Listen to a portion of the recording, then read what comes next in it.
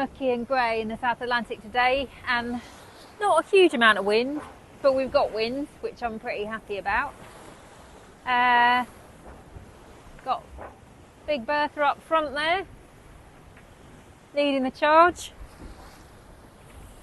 And yeah, the race is kind of entering another phase, which I'm quite happy about because I didn't do so well in the last 5 days.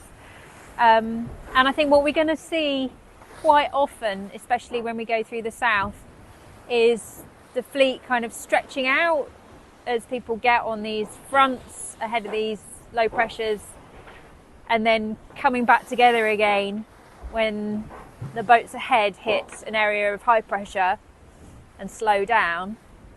And that's what's happening now. This screen here really nicely shows what's going on. So here's the front of the fleet here. They've made it pretty much all the way to the Cape of Good Hope now on the same fronts, weather fronts, which is absolutely incredible. But the front is dying very, very quickly, and the high pressure re-establishing. And it's a little bit odd because we've got the main high pressure is here, that area of blue, but there's a little bulge underneath it. There's a tiny little bulge, and the front kind of being separating these two areas of high pressure here, which mean that there's wind in this band here, but nothing there and nothing there. And this is where I am stuck currently there, so trying to stay in that wind. And then you can see the rest of the fleet here is coming down on new breeze, on the rotations from this high pressure coming down on new breeze, and they're coming down pretty fast. And so where we are here feels quite vulnerable, because we're stuck until the new breeze fills in. If we just kind of fast forward a bit there, you can see the new breeze has come all the way down, high pressure is squished up a bit. So our job is to try and get in a position where we can get onto this new breeze and ride it to Cape Horn. Psychologically, this bit is pretty painful. Kind of watching the boats ahead sail away and the boats behind catch up, and being stuck where we are on a tiny little peninsula of wind. And in a way, all we can do is wait. All we can do is wait until the scenario has played out and then start again. So I've been kind of just reminding myself of the big picture, the really, really big picture of all of it. I've been reminding myself of where I've been before, where I can come back to. I've had quite a lot of sleep, which is really nice. And when that breeze does fill in, we are going to hit the ground running. One of the kind of consequences of there being no winds for the last, or not a lot of wind for the last couple of days, is that I've had really no appetite. And so I've been struggling to make my way through my food bags. I mean, this is me for today. But when we packed this, to be fair, when we packed it, we kind of looked ahead at the weather and we were expecting me to already be in kind of big breeze conditions by now. So we packed calories for what we thought I was going to have. Now, what I normally do is at the end of the day, whatever I haven't eaten goes back in the bag. And then we have a record of what I haven't eaten. And if for some reason something happens, if I'm really, really late on the course, I've got all this extra food anyway to eat. But I'm not putting my snacks back in the bag. I'm instead creating a snack hoard. Look at what's in my snack hoard currently. Some cocoa and orange protein balls. I've got 2 left in that packet. Another packet of protein balls. Some dried mango. Chewy bar.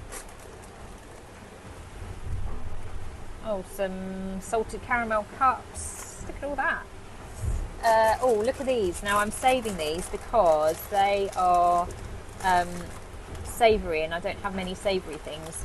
So they're like galette chips, which are amazing. They're from Brittany. They're like a typical snack from Brittany, so I'm looking forward to those. Crunchy and savoury. I think they might be a Christmas treat actually. And look, oh, now these are amazing. This is from the wonderful Chococo in Swanage, and they have made me my own chocolate, fruit and nut energy bars, and they are just so divinely delicious. I've actually pretty much eaten every one, regardless. I didn't eat mine yesterday, but that's not going to last the day. Oh, there's another naked bar in there, and then here, this is my turbo box. So they're Chococo chocolate coated coffee beans. These bad boys are the food of the gods. Only eat one or two at a time because they rev you up and they get you going. And if you haven't had caffeine for a while, you will be on the ceiling if you eat more than two. But yeah, I mean, there's quite a little stash here. At some point, I am going to really appreciate all of that. Just walk the deck, kind of checking everything, making sure it's all okay. And I'm looking out at this vast horizon and just thinking, Brazil, 2,300 miles that way. Antarctica, 2,500 miles that way. Africa, 1,300 miles that way. It's the most incredible feeling. I'm in the middle of this ocean. The middle, just so far away from the land. And you think, how many human beings have ever passed through this precise location? Here now. How many human beings have ever been in this geographical spot in the whole history of time? And you know, the race just sucks you in. It really sucks you in. And everything I think about is these 39 little dots advancing across a map. And you're looking at a computer screen, and then you come out here and you think, we're racing around the world. We're racing around the surface of the planet. And look where I am. It's a much better perspective. Whoop whoop, Medallia is moving. Feels so good to be shifting.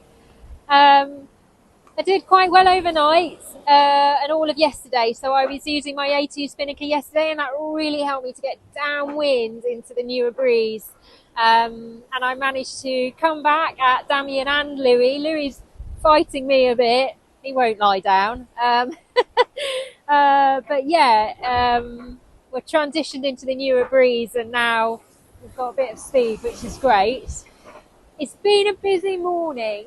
So over there on the horizon, so that's the fourth ship that I've come across in the last 3 hours, because we must be on the direct shipping route from the bottom of South Africa over towards South America, I guess. And I've had to take avoiding action on two of them, or I had to get them to take avoiding action. Had an interesting interlude with a Chinese tanker. Where, yeah, I had to ask him several times to alter his course to starboard. And he did eventually, but yeah, it was a bit of a battle. And that one just called me up and said, just curious, what's your next destination? And I said, France. He said, where have you come from? I said, France. I said, we're racing around the world. I said, how many people on board? One. Oh, he said, that's why you're called Solo Sailor on your AIS. I was like, yes. And you're probably going to bump into another 2 in about 20 miles, and then about another 15 in about 500 miles. So, yeah, it's nice to have a chat with him, but I think I might have blown his mind this morning. So, yeah, just need to keep the pace up, keep moving on. The Indian Ocean isn't that far away now. It's got a little bit lumpier on the last day. Got my crash helmet on. I need to remember to wear that a bit more. And yeah, really need to hold on. Sea state's not that big either. It's kind of only like about 2.5 meters. So this is definitely a tiny little taster of what we're going to be expecting, I think, for the next 5 or 6 weeks. It's good to be moving though.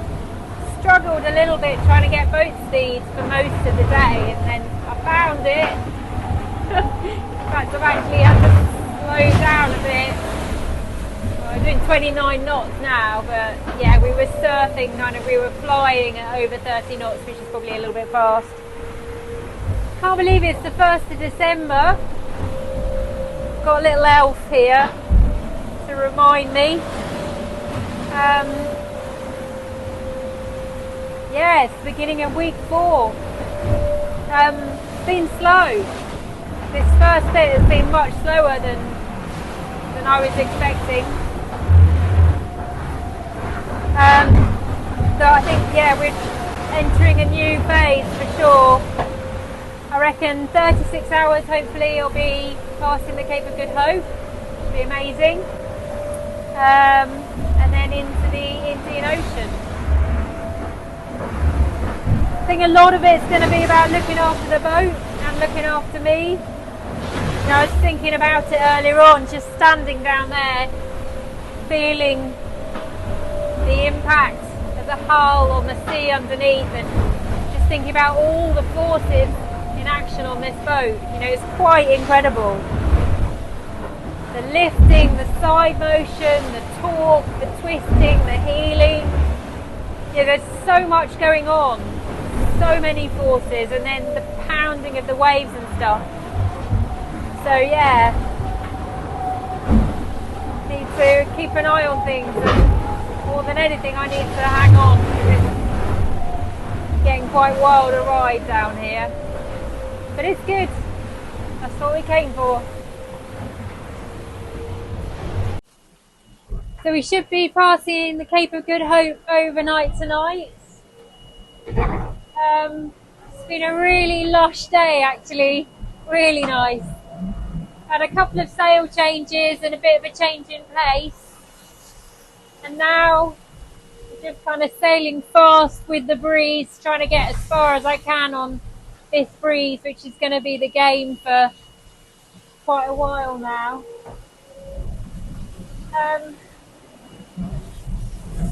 It's great. I mean, there's not a huge amount to do, as in, you know, I'm always kind of looking at the sails, trimming the pilot, trimming the keel, watching, and then the rest of the time, you know, eating, drinking, sleeping, navigating. Actually, that's kind of what my life is reduced to now, because it's too hard to do anything else. It's not actually that rough a ride. It's not too bad at the moment at all. You know, you can't. I had a problem with the chart table earlier, and I tried to fix it, and I just couldn't. So I kind of just made sure it was okay, and then I'll park it until the wind dies, which will be in a couple of days. We've got another light spot. Pretty awesome though, just sitting in my chair down there and watching all the elements at work and watching the foil move and just trying to look at how the pilot is moving, and you get really locked into it. You kind of really feel it. It's great to be so absorbed in something that you love. Pretty happy to be leaving the Atlantic though. Next leg is going to be epic.